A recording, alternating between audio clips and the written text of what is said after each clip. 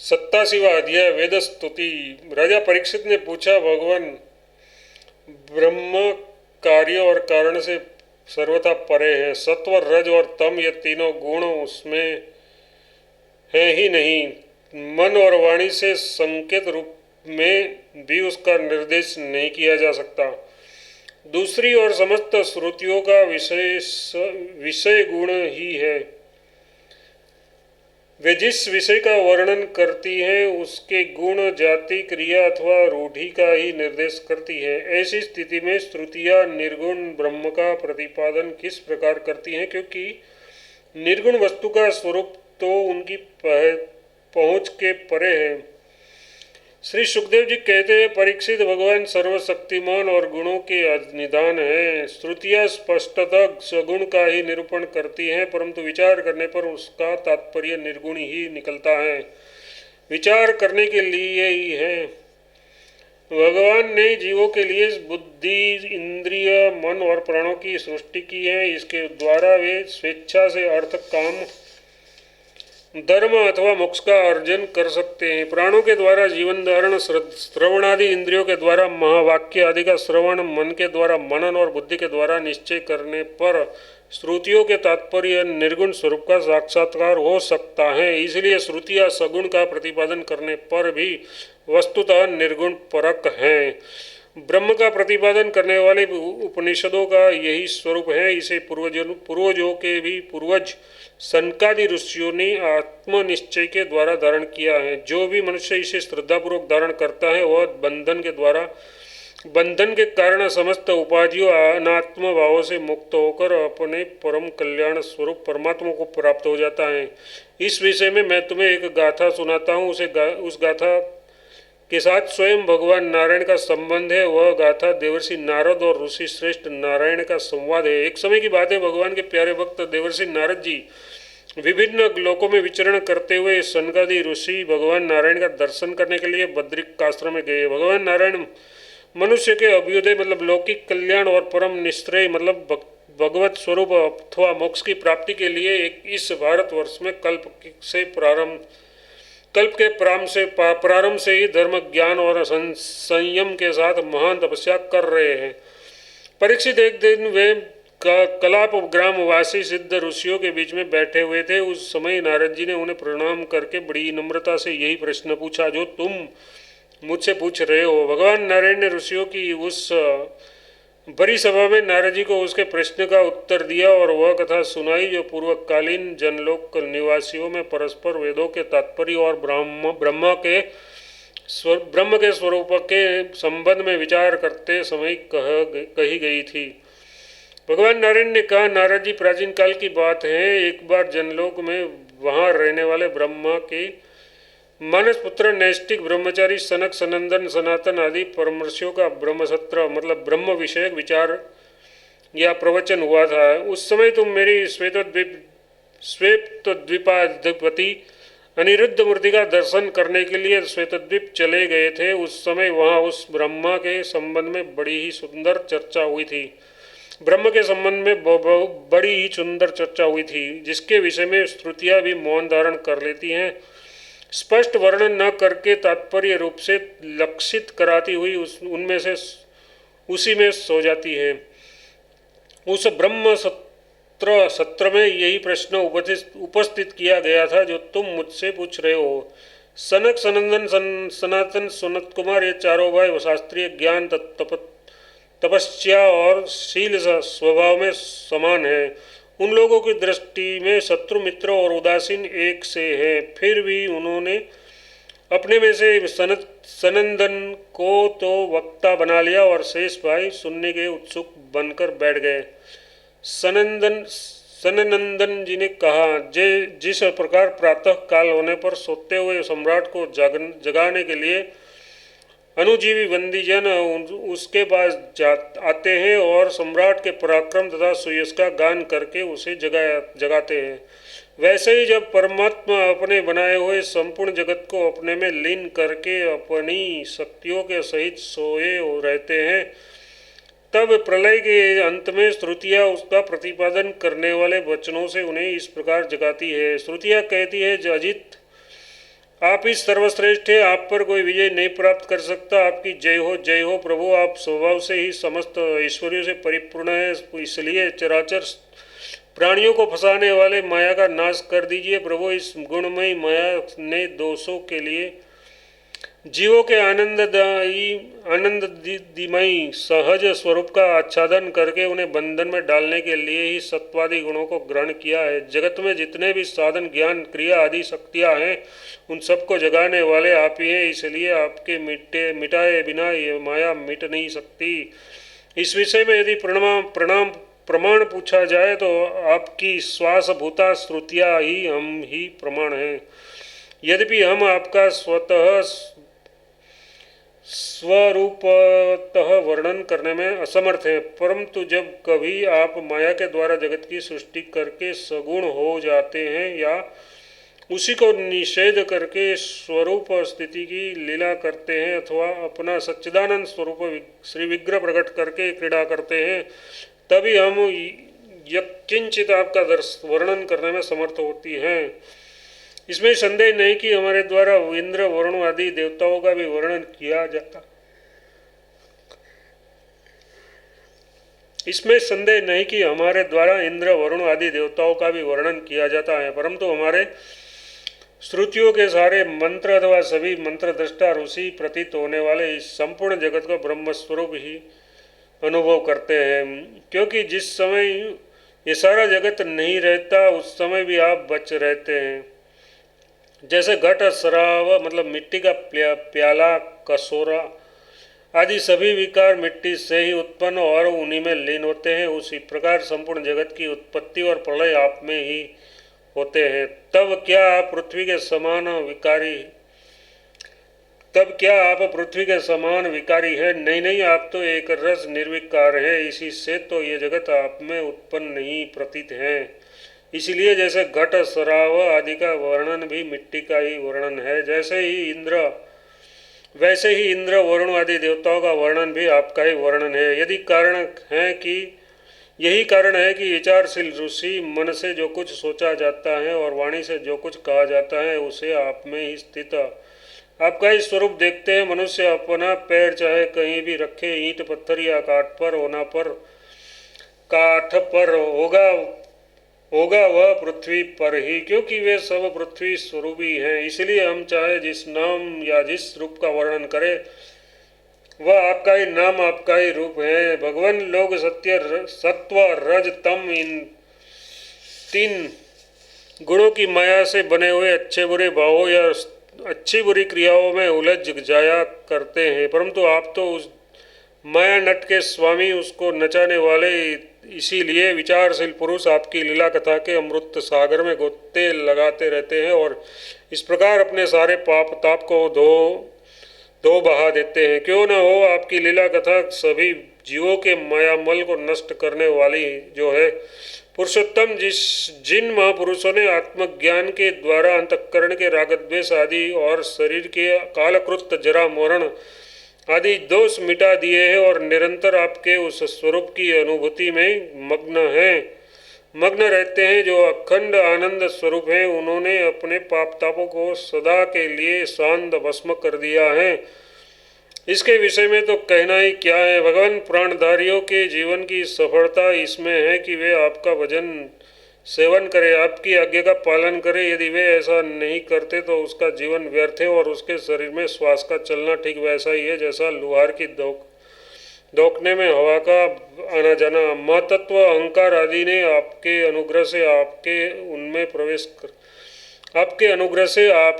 उनमें प्रवेश करने पर ही इस ब्रह्मांड की सृष्टि की है।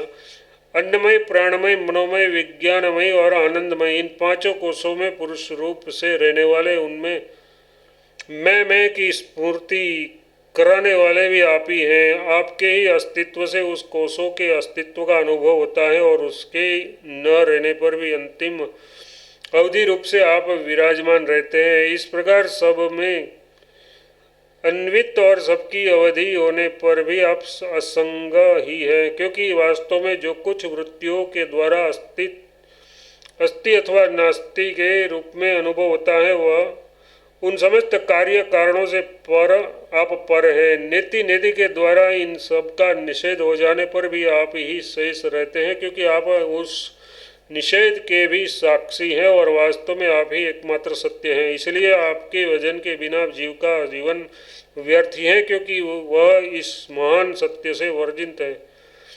ऋषियों ने उसकी प्राप्ति के लिए अनेक मार्ग माने हैं। उसमें जो स्थूल दृष्टि वाले हैं वे मणिपुरक चक्र में अग्नि रूप में आपकी उपासना करते हैं। वरुण वंश के ऋषि समस्त नाड़ियों के निकलने के स्थान हृदय में आपके परम सूक्ष्म स्वरूप दहर ब्रह्म की उपासना करते हैं। प्रभु, हृदय में ही आपको प्राप्त करने का श्रेष्ठ मार्ग सुषुम्ना नाड़ी ब्रह्मरंध्र तक गई हुई है। जो पुरुष उस ज्योतिर्मय मार्ग को प्राप्त कर लेता है और उसके ऊपर की ओर बढ़ता है, वह फिर जन्म मृत्यु के चक्कर में नहीं पड़ता। भगवान, आपने ही देवता, मनुष्य और पशु पक्षी आदि योनियां बनाई है। सदा सर्वदा सब रूपों में आप ही हैं। इसलिए कारण रूप से प्रवेश न करने पर भी आप ऐसे जान पड़ते हैं मानो उसमें प्रविष्ट हुए हो। आप ही विभिन्न आकृतियों का अनुकरण करके कहीं उत्तम तो कहीं अधम रूप से प्रतीत होते हैं। जैसे आग छोटी बड़ी लकड़ियों और कर्मों के अनुरूप प्रचुर अथवा अल्प परिणाम में या उत्तम अधम रूप में प्रतीत होते हैं। इसलिए संत पुरुष लौकिक पारलौकिक कर्मों की दुकानदारी से उनके फलों से विरक्त हो जाते हैं और अपनी निर्मल बुद्धि से सत्य असत्य आत्मा अनात्मा को पहचान कर जगत के झूठे रूपों में नहीं फंसते। आपके सर्वत्र एक रस समभाव से स्थित सत्य स्वरूप का साक्षात्कार करते हैं। प्रभु, जीव जिन शरीर में रहता है वे उनके कर्म के द्वारा निर्मित होते हैं और वास्तव में उन शरीरों के कार्य कारण रूप आवरणों से वह रहित है, क्योंकि वस्तुतः उन आवरणों की सत्ता ही नहीं है। तत्वज्ञानी पुरुष ऐसा कहते हैं कि समस्त शक्तियों को धारण करने वाले आपका ही वह स्वरूप है। स्वरूप होने के कारण अंश न होने पर भी उसे अंश कहते हैं और निर्मित न होने पर भी निर्मित कहते हैं। इसलिए बुद्धिमान पुरुष जीव के वास्तविक स्वरूप पर विचार करके परम विश्वास के साथ आपके चरण कमलों की उपासना करते हैं, क्योंकि आपके चरण ही समस्त वैदिक कर्मों के समर्पण स्थान और मोक्ष रूप हैं। भगवान, परमात्म तत्व का ज्ञान प्राप्त करना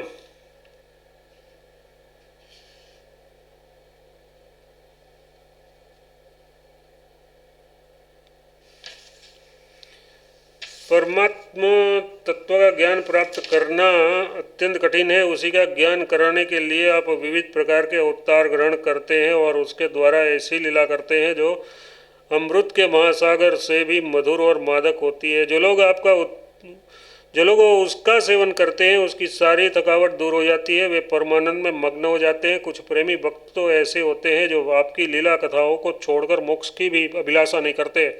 स्वर्ग आदि तो बात ही क्या है, वे आपके चरण कमलों के प्रेमी परमहंसों के सत्संग में जहाँ आपकी कथा होती है इतना सुख मानते हैं कि उसके लिए इस जगत में प्राप्त अपनी घर गृहस्थी का भी परित्याग कर देते हैं। प्रभु, ये शरीर आपकी सेवा का साधन होकर जब आपके पद का अनुरागी हो जाता है तब आत्मा हितैषी सुहृद और प्रिय व्यक्ति के समान आचरण करता है। आप जीव के सच्चे हितैषी प्रियतम और आत्मा ही हैं और सदा सर्वदा जीव को अपनाने के लिए ही तैयार पे रहते हैं। इतनी सुगमता होने पर तथा अनुकूल मानव शरीर को पाकर भी लोग सख्य भाव आदि के द्वारा आपकी उपासना नहीं करते, आप में नहीं रमते, बल्कि इन विनाशी और असत शरीर तथा उसके संबंधियों में ही रम जाते हैं। उन्हीं की उपासना करने लगते हैं और इस प्रकार अपने आत्मा का हनन करते हैं, उसे अधोगति में पहुंचाते हैं। भला ये कितने कष्ट की बात है। इसका फल ये होता है कि उनकी सारी वृत्तियाँ, सारी वासनाएं शरीर आदि में ही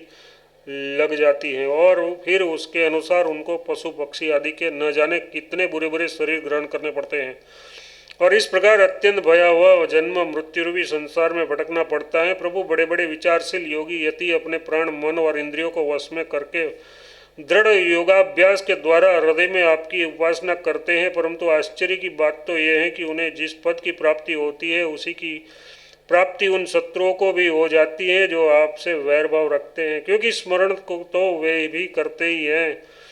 कहाँ तक कहे भगवान, वे स्त्रियां जो अज्ञानवश आपको परिच्छिन्न मानती है और आपकी शेषनाग के समान मोटी, लंबी तथा सुकुमार भुजाओं के प्रति कामभाव से आसक्त रहती है, जिस परम पद को प्राप्त करती है वह पद हम श्रुतियों को भी प्राप्त होता है। यद्यपि हम आपको सदा सर्वदा एक रस अनुभव करती है और आपके चरणारविंदों का मकरंद पान करती रहती है, क्यों न हो आप समदर्शी जो है, आपकी दृष्टि में उपासक के परिच्छिन्न या अपरिच्छिन्न भाव में कोई अंतर नहीं है। भगवान, आप अनादि और अनंत हैं, जिसका जन्म और मृत्यु काल से सीमित है, वह भला आपको कैसे जान सकता है। स्वयं ब्रह्मा जी निवृत्ति परायण सनकादि तथा प्रवृत्ति परायण मरीचि आदि भी बहुत पीछे आपस से ही उत्पन्न हुए हैं। जिस समय आप सबको समेट कर सो जाते हैं, उस समय ऐसा कोई साधन नहीं रह जाता जिससे उसके साथ ही सोया हुआ जीव आपको जान सके, क्योंकि उस समय न तो आकाशादि स्थूल जगत रहता है और न तो महतत्वादि सूक्ष्म जगत। इन दोनों से बने हुए शरीर और उसके निमित्त क्षण मुहूर्त आदि काल के अंग भी नहीं रहते। उस समय कुछ भी नहीं रहता, यहाँ तक कि शास्त्र भी आप में ही समा जाते हैं। ऐसी अवस्था में आपको जानने की चेष्टा न करके आपका भजन करना ही सर्वोत्तम मार्ग है। प्रभु, कुछ लोग मानते हैं कि असत जगत की उत्पत्ति होती है और कुछ लोग कहते हैं कि सत रूप दुखों का नाश होने पर मुक्ति मिलती है। दूसरे लोग आत्मा को अनेक मानते हैं, तो कोई लोग कर्म के द्वारा प्राप्त होने वाले लोक और परलोक और रूप व्यवहार को सत्य मानते हैं। इसमें संदेह नहीं है कि सभी बातें भ्रम मूलक हैं और वे आरोप करके ही ऐसा उपदेश करते हैं। पुरुष त्रिगुणमय है। इस प्रकार का भेदभाव केवल अज्ञान से ही होता है और आप अज्ञान से सर्वदा परे है, इसलिए ज्ञान स्वरूप आप में इस प्रकार का भेदभाव नहीं है। ये त्रिगुणात्मक जगत मन की कल्पना मात्र है। केवल यही नहीं, परमात्मा और जगत से पृथक प्रतीत होने वाला पुरुष भी कल्पना मात्र ही है। इस प्रकार वास्तव में असत होने पर भी अपने सत्य अधिष्ठान आपकी सत्ता के कारण ये सत्य सा प्रतीत हो रहा है। इसलिए भोक्ता भोज्य और दोनों के संबंध को सिद्ध करने वाली इंद्रिय आदि जितना भी जगत है, सबको आत्मज्ञानी पुरुष आत्मरूप से सत्य ही मानते हैं। सोने से बने हुए कड़े कुंडल आदि स्वर्ण रूप ही होते हैं, इसलिए इस रूप में जानने वाला पुरुष उन्हें छोड़ता नहीं। वह समझता है कि ये भी सोना ही है। इसी प्रकार ये जगत आत्मा में ही कल्पित आत्मा से ही व्याप्त है, इसीलिए आत्मज्ञानी पुरुष इसे आत्मरूप ही मानते हैं। भगवान, जो लोग ये समझते हैं कि आप समस्त प्राणियों और पदार्थों के अधिष्ठान हैं, सबके आधार हैं और सर्वात्म भाव से आपका भजन सेवन करते हैं, वे मृत्यु को तुच्छ समझकर उसके सिर पर लात मारते हैं, यथार्थ उस पर विजय प्राप्त कर लेते हैं। जो लोग आपसे विमुख हैं, वे चाहे जितने भी बड़े विद्वान हो, उन्हें आप कर्मों का प्रतिपादन करने वाली श्रुतियों से पशुओं के समान बांध लेते हैं। इसके विपरीत जिन्होंने आपके साथ प्रेम का संबंध जोड़ रखा है, वे न केवल अपने को बल्कि दूसरे को भी पवित्र कर देते हैं, जगत के बंधन से छुड़ा देते हैं। ऐसा सौभाग्य भला आपसे विमुख लोगों को कैसे प्राप्त हो सकता है। प्रभु, आप मन बुद्धि और इंद्रिय आदि कारणों से, चिंतन कर्म आदि के साधनों से सर्वथा रहित हैं, फिर भी आप समस्त अंतःकरण और बाह्य करणों की शक्तियों से सदा सर्वदा संपन्न हैं। आप स्वतः सिद्ध ज्ञानवान स्वयं प्रकाश है, अतः कोई काम करने के लिए आपको इंद्रियों की आवश्यकता नहीं है। जैसे छोटे छोटे राजा अपनी अपनी प्रजा से कर लेकर स्वयं अपने सम्राट को कर देते हैं, वैसे ही मनुष्यों के पूज्य देवता और देवताओं के पूज्य ब्रह्मा आदि भी अपने अधिकृत प्राणियों से पूजा स्वीकार करते हैं और माया के अधीन होकर आपकी पूजा करते रहते हैं। वे इस प्रकार आपकी पूजा करते हैं कि आप अपने जहाँ जो कर्म करने के लिए उन्हें नियुक्त कर दिया है, वे आपसे भयभीत रहकर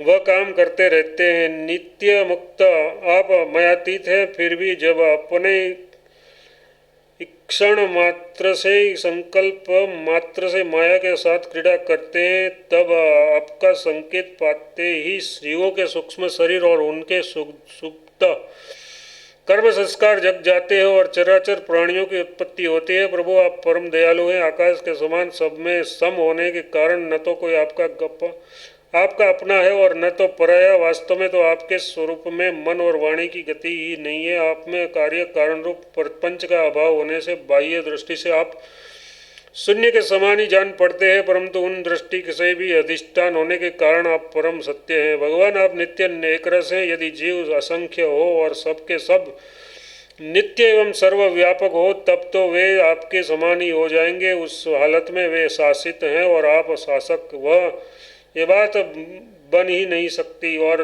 तब आप उनका नियंत्रण कर ही नहीं सकते।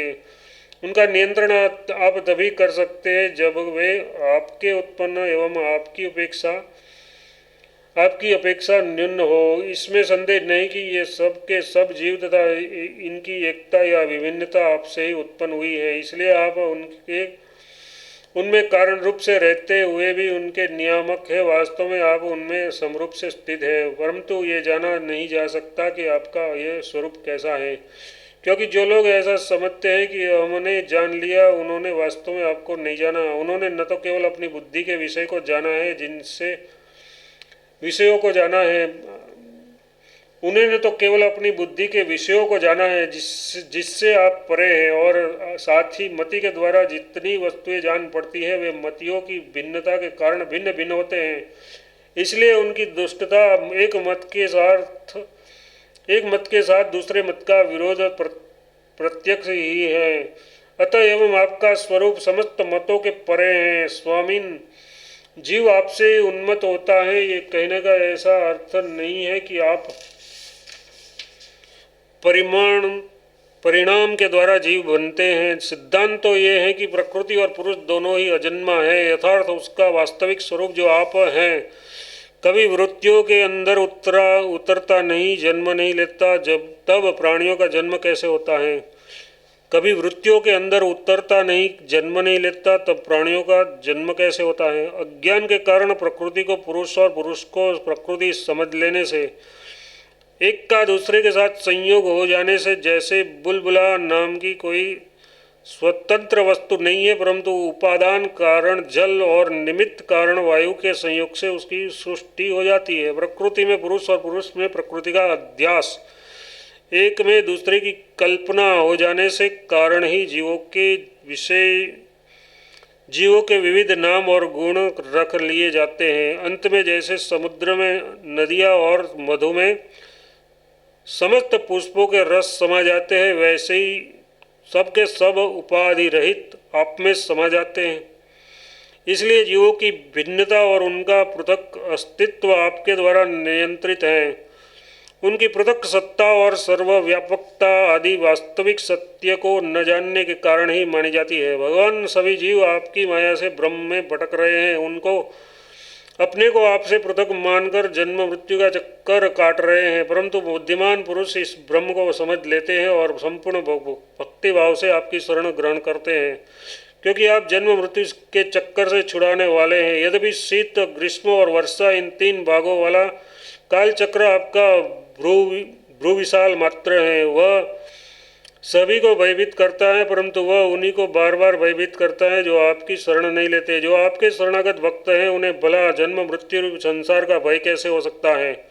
अजन्मा प्रभु जिन योगियों ने अपनी इंद्रियों और प्राणों को वश में कर लिया है, वे भी जब गुरुदेव के चरणों की शरण न लेकर उच्छल एवं अत्यंत चंचल मन तुरंग को अपने वश में करने का प्रयत्न करते हैं, तब अपने साधनों में सफल नहीं होते। उन्हें बार बार खेद और सैकड़ों विपत्तियों का सामना करना पड़ता है। केवल श्रम और दुख ही उनके हाथ लगता है। उनकी ठीक वही दशा होती है जैसे समुद्र में बिना कर्णधार की नाव पर यात्रा करने वाले व्यापारियों की होती है। तात्पर्य यह है कि जो मन को वश में करना चाहते हैं उनके लिए कर्णधार गुरु की अनिवार्य आवश्यकता है। भगवान, आप अखंड आनंद स्वरूप और शरणागत की आत्मा है। आपके रहते स्वजन, पुत्र, देश, स्त्री, धन, महल, पृथ्वी, प्राण और रथ आदि से क्या प्रयोजन है? जो लोग इस सत्य सिद्धांत को न जानकर स्त्री पुरुष के संबंध से होने वाले सुखों में ही रम रहे हैं, उन्हें संसार में भला ऐसी कौन सी वस्तु है जो सुखी कर सके? क्योंकि संसार की सभी वस्तुएं स्वभाव से ही विनाशी हैं। एक न एक दिन मिट हो जाने वाली हैं, और तो क्या वे स्वरूप से ही सारहीन और सत्ताहीन है। वे भला क्या सुख दे सकती हैं। भगवान जो ऐश्वर्य, लक्ष्मी, विद्या, जाति, तपस्या आदि के घमंड से रहित है, वे सत्पुरुष इस पृथ्वी तल पर परम पवित्र और सबको पवित्र करने वाले पुण्यमय सच्चे तीर्थ स्थान है, क्योंकि उसके हृदय में आपके चरणारविंद सर्वदा विराजमान रहते हैं। और यही कारण है कि उन सत्पुरुषों का चरणामृत समस्त पापों और तापों को सदा के लिए नष्ट कर देने वाला है। भगवान आप नित्य आनंद स्वरूप आत्मा ही है, और जो एक बार भी आपको अपना मन समर्पित कर देते हैं, आप में मन लगा देते हैं, वे उन देह गेहों में कभी नहीं फंसते जो जीव के विवेक, वैराग्य, धैर्य, क्षमा और शांति आदि गुणों का नाश करने वाले हैं। वे तो बस आप में ही रम जाते हैं। भगवान जैसे मिट्टी से बना हुआ घड़ा मिट्टी रूप ही होता है, वैसे ही सत्य से बना हुआ जगत भी सत्य ही है। ये बात युक्ति संयुक्त नहीं है, क्योंकि कारण और कार्य का निर्देश ही उनके वेद का द्योतक है। यदि केवल वेद का निषेध करने के लिए ही ऐसा कहा जाए तो कहा हो तो पिता और पुत्र में दंड और घटनाश में कार्य कारण भाव होने पर भी वे एक दूसरे से भिन्न है। इस प्रकार कार्य कारण की एकता सर्वत्र एक सी नहीं दिखी जाती। यदि कारण शब्द से निमित्त कारण न लेकर केवल उपादान कारण लिया जाए, जैसे कुंडल का सोना, तो भी कहीं कहीं कार्य की असत्यता प्रमाणित होती है, जैसे रस्सी में सांप। यहाँ उपादान कारण के सत्य होने पर भी उसका कार्य सर्प सर्वथा असत्य है। यदि ये कहा जाए कि प्रतीत होने वाले सर्प का उपादान कारण केवल रस्सी नहीं है, उसके साथ अविद्या का भ्रम का मेल भी है, तो ये समझना चाहिए कि अविद्या और सत्य वस्तु के संयोग से ही इस जगत की उत्पत्ति हुई है। इसलिए जैसे रस्सी में प्रतीत होने वाले सर्प मिथ्या है, वैसे ही सत्य वस्तु में अविद्या के संयोग से प्रतीत होने वाला नाम रूपात्मक जगत भी मिथ्या है। यदि केवल व्यवहार की सिद्धि के लिए ही जगत की सत्ता अभीष्ट हो तो उसमें कोई आपत्ति नहीं, क्योंकि वह पारमार्थिक सत्य न होकर केवल व्यावहारिक सत्य है। ये भ्रम का व्यवहारिक जगत में माने हुए काल की दृष्टि से अनादि है, और अज्ञानी जन बिना विचार किए पूर्व के भ्रम से प्रेरित होकर अंध परंपरा से इसे मानते चले आते रहते हैं। ऐसी स्थिति में कर्म फल को सत्य बताने वाली श्रुतियाँ केवल उन्हीं लोगों को भ्रम में डालती हैं जो कर्म में जड़ हो रहे हैं, और यह नहीं समझते कि इनका तात्पर्य कर्म फल की नित्यता बताने में नहीं, बल्कि उनकी प्रशंसा करके उस कर्मों में लगाने में है। भगवान वास्तविक बात तो ये है कि ये जगत सृष्टि के पहले नहीं था और प्रलय के बाद नहीं रहेगा। इससे ये सिद्ध होता है कि ये बीच में भी एक रस परमात्मा में मिथ्या ही प्रतीत हो रहा है। इसी से हम श्रुतियाँ इस जगत का वर्णन ऐसी उपमा देकर करती हैं कि जैसे मिट्टी में घड़ा, लोहे में शस्त्र और सोने में कुंडल आदि नाम मात्र है, वास्तव में मिट्टी, लोहा और सोना ही है, वैसे ही परमात्मा में वर्णित जगत नाम मात्र है, सर्वथा मिथ्या और मन की कल्पना है। इसे ना समझ मूर्ख ही सत्य मानते हैं। भगवान जब भी जीव माया से मोहित होकर अविद्या को अपना लेता है, उस समय उसके स्वरूपभूत आनंदादि गुण ढक जाते हैं। वह गुण जन्य वृत्तियों, इंद्रियों और देहों में फंस जाता है तथा उन्हीं को अपना आप मानकर उनकी सेवा करने लगता है। अब उनकी जन्म मृत्यु मानकर उसके चक्र में पड़ जाता है। परंतु प्रभु जैसे सांप अपने कुचेल से कोई संबंध नहीं रखता, उसे छोड़ देता है, वैसे ही आप माया अविद्या से कोई संबंध नहीं रखते, उसे सदा सर्वदा छोड़े रहते हैं। इससे आपके संपूर्ण ऐश्वर्य सदा सर्वदा आपके साथ रहते हैं। अणिमा आदि अष्ट सिद्धियों से युक्त परमेश्वर में आपकी स्थिति है। इसी से आपका ऐश्वर्य, धर्म, यश, श्री, ज्ञान और वैराग्य अपरिमित है, अनंत है। वह देश, काल और वस्तुओं की सीमा से आबद्ध नहीं है। भगवान, यदि मनुष्य योगी यति होकर भी अपने हृदय की विषम वासनाओं को उखाड़ नहीं फेंकते तो उन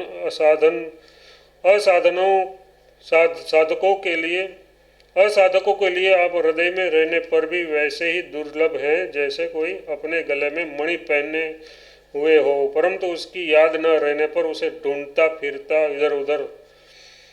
जो साधक अपनी इंद्रियों को तृप्त करने में ही लगे रहते हैं, विषयों से विरक्त नहीं होते, उन्हें जीवन भर और जीवन के बाद भी दुख ही दुख भोगना पड़ता है, क्योंकि वे साधक नहीं दम्भी है। एक तो अभी उन्हीं मृत्यु से छुटकारा नहीं मिला है, लोगों को रिझाने, धन कमाने आदि के क्लेश उठाने पड़ रहे हैं, और दूसरे आपका स्वरूप न जानने के कारण अपने धर्म काम का उल्लंघन करने से परलोक में नरक आदि प्राप्त होने का भय भी बना ही रहता है। भगवान, आपके वास्तविक स्वरूप को जानने वाला पुरुष आपके दिए हुए पुण्य और पाप कर्मों के फल, सुख एवं दुख को नहीं जानता, नहीं भोगता।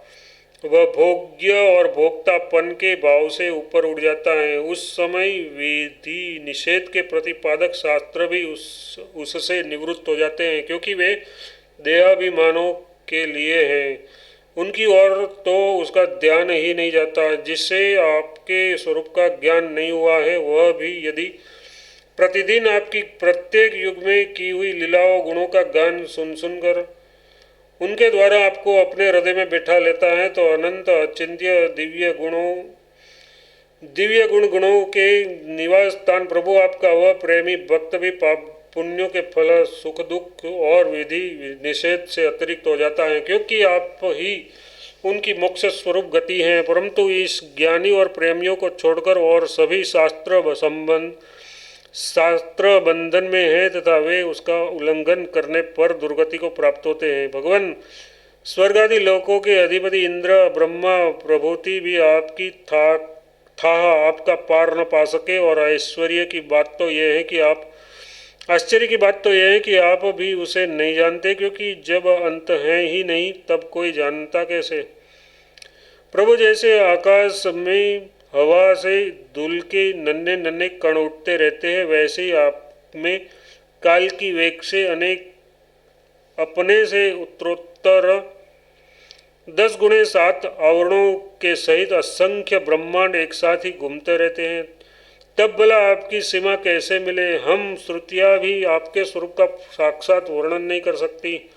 आपके अतिरिक्त वस्तुओं का निषेध करते करते अंत में आपका भी निषेध कर देती हैं, और आप में ही अपनी सत्ता खोकर सफल हो जाती हैं। भगवान नारायण ने कहा, देवर्षि, इस प्रकार सनकादि ऋषियों ने आत्मा और ब्रह्मा की एकता बतलाने वाला उपदेश सुनकर आत्मस्वरूप को जाना, और नित्य सिद्ध होने पर भी इस उपदेश से कृतकृत्य होकर उन लोगों ने सनंदन की पूजा की। नारद सनकादि ऋषि सृष्टि के आरंभ में उत्पन्न हुए थे, अतएव वे सबके पूज्य हैं। उन आकाशगामी महात्माओं ने इस प्रकार समस्त वेद, पुराण और उपनिषदों का रस निचोड़ लिया है। ये सबका सार सर्वस्व है। देवर्षि, तुम भी उन्हीं के समान ब्रह्मा के मानस पुत्र हो, उनकी ज्ञान शक्ति के उत्तराधिकारी हो। तुम भी श्रद्धा के साथ इस ब्रह्मात्म विद्या को धारण करो और स्वच्छंद भाव से पृथ्वी में विचरण करो। ये विद्या मनुष्यों की समस्त कामनाओं को भस्म कर देती है। श्री सुखदेव जी कहते हैं, परीक्षित, देवर्षि, नारद बड़े संयमी, ज्ञानी, पूर्णकाम और नैष्टिक ब्रह्मचारी है। वे जो कुछ सुनते हैं उन्हें उसकी धारणा हो जाती है। भगवान नारायण ने उन्हें जब इस प्रकार उपदेश किया तब उन्होंने बड़ी श्रद्धा से उसे ग्रहण किया और उससे वे कहा। देवर्षि नारद ने कहा, भगवान, आप सच्चिदानंद स्वरूप श्री कृष्ण हैं। आपकी कीर्ति परम पवित्र है। आप समस्त प्राणियों के परम कल्याण मोक्ष के लिए कमनीय कला अवतार धारण किया करते हैं। मैं आपको नमस्कार करता हूँ। परीक्षित, इस प्रकार महर्षि देवर्षि नारद आदि ऋषि भगवान नारायण को अपने शिष्यों को नमस्कार करके स्वयं मेरे पिता श्री कृष्ण द्वैपायन के आश्रम पर गए। भगवान वेदव्यास ने उसका यथोचित सत्कार किया। वे आसन स्वीकार करके बैठ गए। उसके बाद देवर्षि नारद ने जो कुछ भगवान नारायण के मुँह से सुना था वह सब कुछ मेरे पिताजी को सुना दिया। राजन, इस प्रकार मैंने तुम्हें बतलाया कि मन वाणी से अगोचर और समस्त प्राकृत गुणों से रहित परब्रह्म परमात्मा का वर्णन श्रुतियाँ किस प्रकार करती हैं, और उनके मन का कैसे प्रवेश होता है, यही तो तुम्हारा प्रश्न था परीक्षित। भगवान ही इस विश्व का संकल्प करते हैं और तथा उसके आदि मध्य और अंत में स्थित रहते हैं। वे प्रकृति और जीव दोनों के स्वामी हैं। उन्होंने ही इसकी सृष्टि करके जीव के साथ इसमें प्रवेश किया है और शरीरों का निर्माण करके वे ही उनका नियंत्रण करते हैं। जैसे गाढ़ निद्रा सुषुप्ति में मग्न पुरुष अपने शरीर का अनुसंधान छोड़ देता है, वैसे ही भगवान को पाकर ये जीव माया से मुक्त हो जाता है। भगवान है वैसे विशुद्ध केवल चिन्मात्र तत्व है कि उनमें जगत के कारण माया अथवा प्रकृति का रति भर भी अस्तित्व नहीं है। वे वास्तव में अभय स्थान है। उसका चिंतन निरंतर करते रहना चाहिए।